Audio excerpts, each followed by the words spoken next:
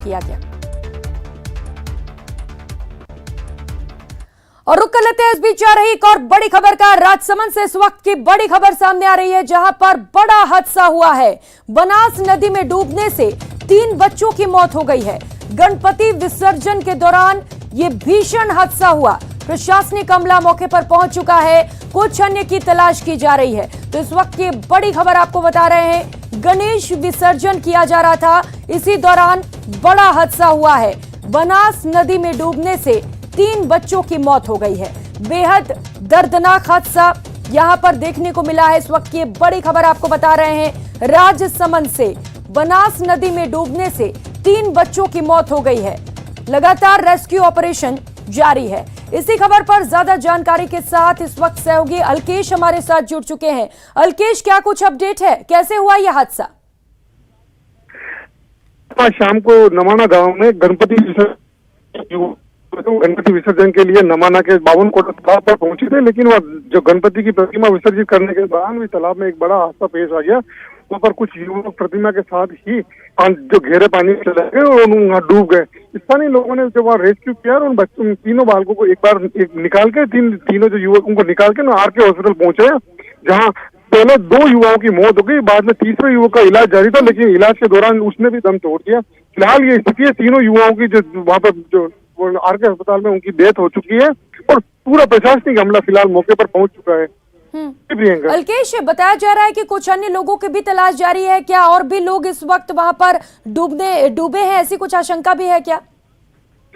प्रियंका, क्योंकि आज गणपति विसर्जन का दिन था, बड़ी संख्या में युवा वहाँ पर जो तालाब है वहाँ पर प्रतिमा विसर्जित करने के लिए पहुंचे थे। ऐसे में जो एक बार की जब 3 लोगों की डूबने से मौत हो गई, तो प्रशासन को आशंका है कि क्योंकि बड़ी संख्या में युवा वहाँ पर मौजूद थे, भीड़ काफी थी, तो ऐसे में प्रशासन को आशंका है कि वहाँ और लोग भी डूबे हो सकते हैं। ऐसे में मौके पर जो 52 कोटा तालाब है वहाँ पर फिलहाल रेस्क्यू किया जा रहा है।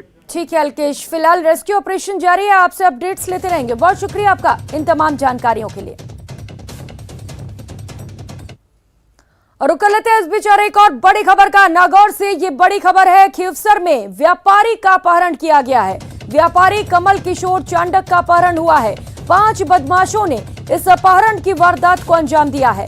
व्यापारी को उसी की कार में चालक समेत अपहरण किया गया है। मारपीट के बाद पदमसर चौराहे पर पटक कर बदमाश भाग गए। नागौर पुलिस ने फिलहाल नाकाबंदी करा दी है।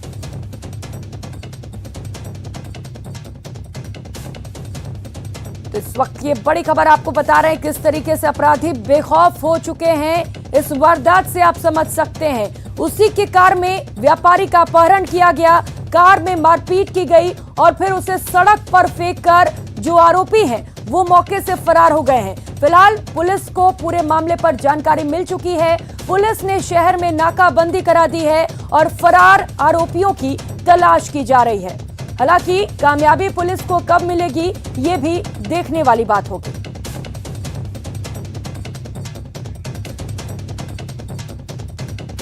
तो नागौर से इस वक्त की बड़ी खबर आपको बता रहे हैं, जहां पर व्यापारी के साथ मारपीट की गई, उसको उसी के कार में अगवा किया गया। ड्राइवर के साथ अगवा कर उसके साथ कार के अंदर मारपीट की गई और उसके बाद उसे सड़क पर फेंककर आरोपी मौके से फरार हो गए। ज्यादा जानकारी लेंगे नागौर से सहयोगी महेंद्र इस वक्त हमारे साथ जुड़ चुके हैं। महेंद्र, इस वारदात के बाद ये तो पता चल चुका है कि अपराधी किस तरीके से बेखौफ हो गए हैं, क्या कुछ अपडेट है फिलहाल?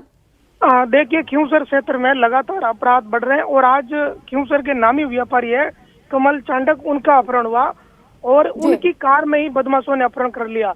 करीब 1.5 घंटे तक उन्हें कार में घुमाते रहे, मारपीट की गई, धमकी दी गई और ये बात सामने आ रही है कि उनसे 1.5 करोड़ रुपए की फिरौती मांगी गई और उसके बाद उनके खुद के वेयर हाउस के पास ही उसी इलाके में उनको पटक कर वो भाग गए गाड़ी से उतरकर। इसके बाद पुलिस पहुंची और उन्हें थाने लाई, जिसके बाद व्यापारी द्वारा रिपोर्ट दी गई है। अभी जो इस मामले का जो मुख्य आरोपी और जो 2 अन्य है उनको पुलिस ने दस्तयाब किया, लेकिन सवाल ये है कि दिन दहाड़े इस तरह से नामी व्यापारी का अपहरण कर लेना और उसी की गाड़ी में अपहरण करना निश्चित तौर पर एक गंभीर मामला है।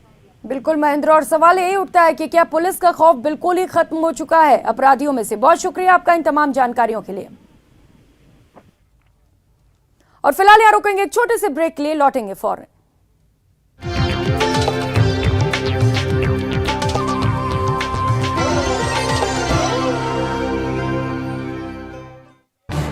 इस न्यूज हेडलाइंस के प्रायोजक पेट सफा आयुर्वेदिक जूस, पेट सफा हर रोग दफा।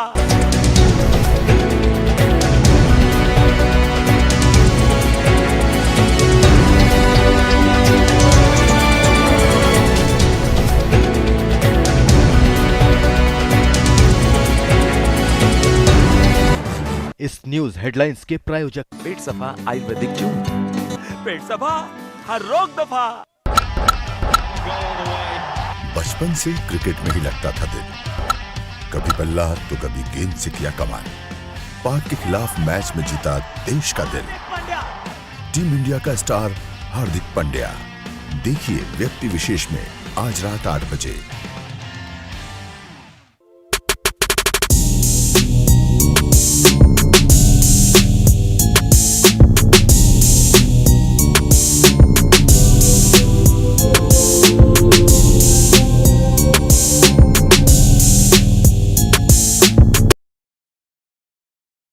गहलोत ने राष्ट्रपति द्रौपदी मुर्मू से राष्ट्रपति भवन में मुलाकात की। बता दें, मुर्मू के राष्ट्रपति बनने के बाद सीएम अशोक गहलोत की यह पहली शिष्टाचार मुलाकात है।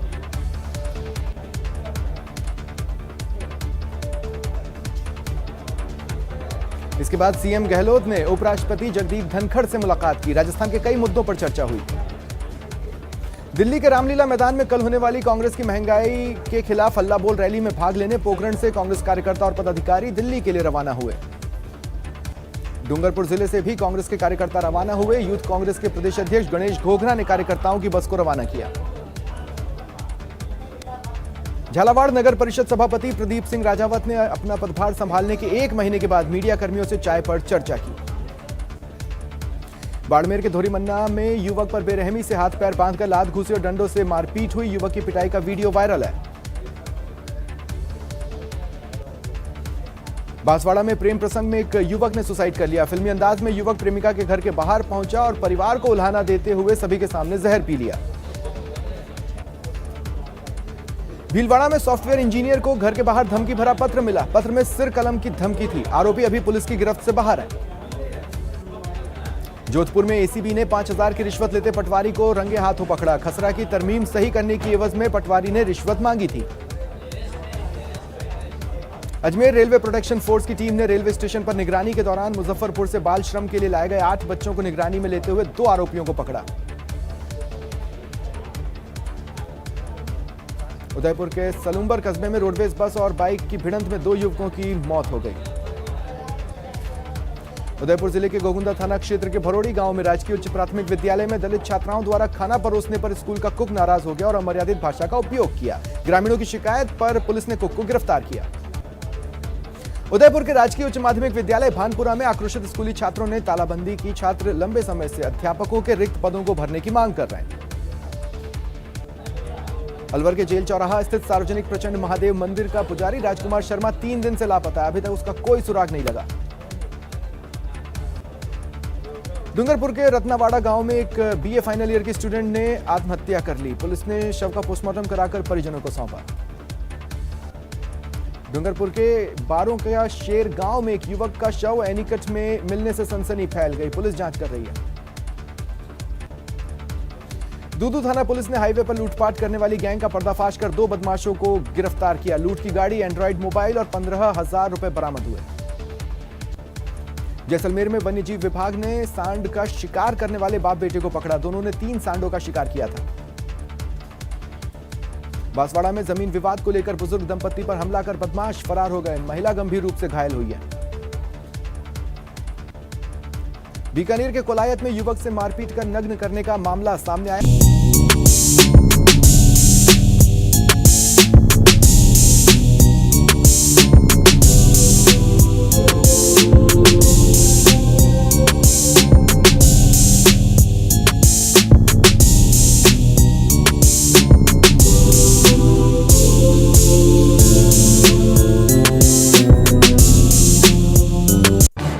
इस न्यूज हेडलाइंस के प्रायोजक पेट सफा आयुर्वेदिक जूस, पेट सफा हर रोग दफा।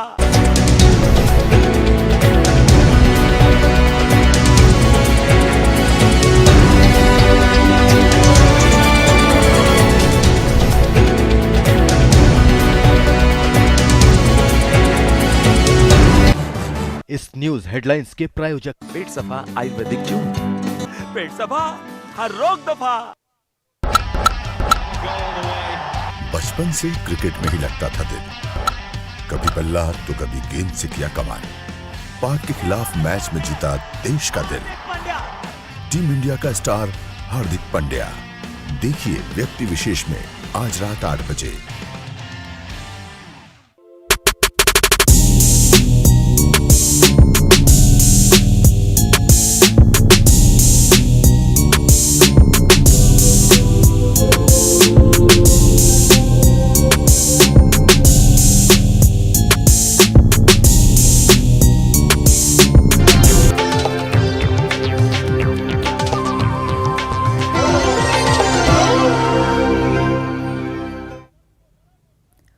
ब्रेक के बाद आप सभी का स्वागत है और रुक कर लेते हैं इस बीच आ रही एक और बड़ी खबर का। भरतपुर से ये बड़ी खबर सामने आ रही है, जहां पर बच्चे पर आवारा कुत्तों ने हमला किया है। बच्चा गंभीर रूप से घायल हो गया है। जिला अस्पताल में उसे भर्ती कराया गया है, जहां पर उसका उपचार किया जा रहा है। शाम के वक्त घर के बाहर बच्चा खेल रहा था, इसी दौरान आवारा कुत्तों ने उस पर हमला कर दिया। नदबई कस्बे के अग्निपुरा कॉलोनी का ये पूरा मामला है। तो एक बार फिर से आवारा कुत्तों का आतंक देखने को मिला है। भरतपुर से सहयोगी दीपक पुरी इसी खबर पर ज्यादा जानकारी के साथ जुड़ चुके हैं। दीपक, ये हादसा कैसे हुआ और अभी बच्चे की क्या कुछ स्थिति है? देखिए प्रियंका, जो घायल बच्चा है वो आरबीएम अस्पताल में भर्ती है और ये नदबई कस्बे का अग्निपुरा कॉलोनी का पूरा मामला है। शाम के वक्त बच्चा था, वो घर के बाहर खेल रहा था, तभी आवारा कुत्ते आए और उन्होंने बच्चे पर हमला कर दिया। जब बच्चे की चीख पुकार सुनकर के उनके जो परिवारजन थे वो लाठी डंडे लेकर के आए और उन्होंने उन कुत्तों को वहां से भगाया और बच्चे को कड़ी मशक्कत के बाद उन कुत्तों के जाल से बचाया और उसके बाद उसे अस्पताल लेकर के पहुंचे, जहां से उसे भरतपुर के लिए रेफर कर दिया गया। फिलहाल उसका आरबीएम अस्पताल में इलाज जारी है और गंभीर अवस्था में वो पूरी तरह से घायल है। उसके सर में जो है कुत्तों ने नोचा है, सर में चोट आई है और कंधे पर चोट आई है। यानी कि कहा जा सकता है कि जो आवारा कुत्ते थे उन्होंने उस बच्चे पर हमला किया और काफी देर तक वो उसे नोचते रहे। उसके बाद परिवारजन आए और उन्होंने उसे बच्चे को बचाया। जी ठीक है दीपक, बहुत शुक्रिया आपका इन तमाम जानकारियों के लिए। और रुक लेते हैं इस बीच एक और बड़ी खबर का। राजसमंद से ये बड़ी खबर है, जहां पर बड़ा हादसा हुआ है। बनास नदी में डूबने से 3 बच्चों की मौत हुई है। गणपति विसर्जन के दौरान यह हादसा हुआ। प्रशासनिक अमला मौके पर पहुंच चुका है, वहीं कुछ अन्य लोगों की तलाश की जा रही है। तो तस्वीरें आपको दिखा रहे हैं, बनास नदी से ये तस्वीरें हैं, जहां पर गणपति विसर्जन के लिए बड़ी संख्या में लोग पहुंचे हुए थे और इसी दौरान यहां पर बड़ा हादसा हो गया। नदी में डूबने से 3 बच्चों की मौत हो गई है। आशंका जताई जा रही है कि कुछ और भी लोग नदी में डूबे हो सकते हैं और इसी को लेकर यहां पर अभी रेस्क्यू ऑपरेशन चलाया जा रहा है। इस वक्त प्रशासनिक अमला मौके पर पहुंच चुका है और कोशिश की जा रही है कि जल्द से जल्द अगर कुछ और लोग भी नदी में डूबे हुए हैं तो उन्हें बाहर निकाला जा सके। तो ये पूरा हादसा गणपति विसर्जन के दौरान हुआ, जहां पर बड़ी संख्या में भक्त मौजूद थे, भक्तों में उत्साह था और इसी दौरान यहां पर ये भयंकर हादसा हो गया।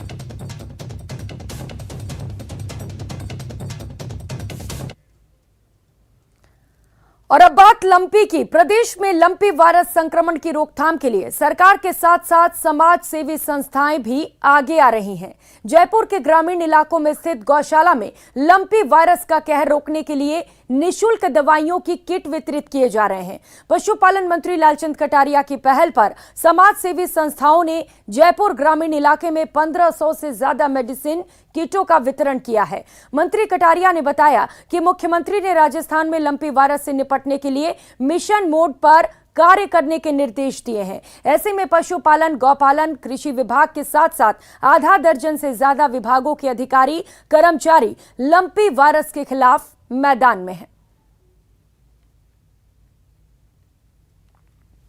आयुर्वेदिक जो चिकित्सा है, जो पशु चिकित्सा है, उसको पहली बार मुख्यमंत्री जी के दिशा निर्देश अनुसार और विभाग के अनुसार, क्योंकि मुख्यमंत्री जी इसमें काफ़ी बड़ी पहल की कि जो हमारे पुरानी परंपरागत जो दवाइयाँ थी पशुओं की, जो किसान और पशुपालक जानता है उस बात को, उसको भी काफ़ी प्रचारित करने का काम किया और उसका लाभ भी हुआ है। और उन्होंने विभाग को दिशा निर्देश भी दिए कि आयुर्वेदिक पद्धति को भी पशुओं की दवाइयों में आगे बढ़ाया जाए।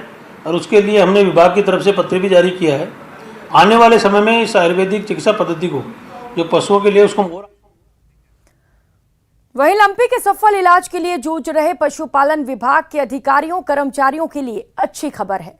खबर ये कि जल्द ही राज्य सरकार पशुपालन विभाग की लंबित डीपीसी पूरी करने जा रही है। लंपी के कारण डीपीसी प्रक्रिया रोक दी गई थी, जिसके कारण पशुपालन विभाग के अधिकारियों और कर्मचारियों की पदोन्नति अधर में अटक गई थी। पशुपालन सचिव पीसी किशन ने कहा है कि अगले 10 दिन में पशुपालन विभाग में डीपीसी प्रक्रिया पूरी कर सभी अधिकारियों और कर्मचारियों को पदोन्नति के आदेश जारी कर दिए जाएंगे।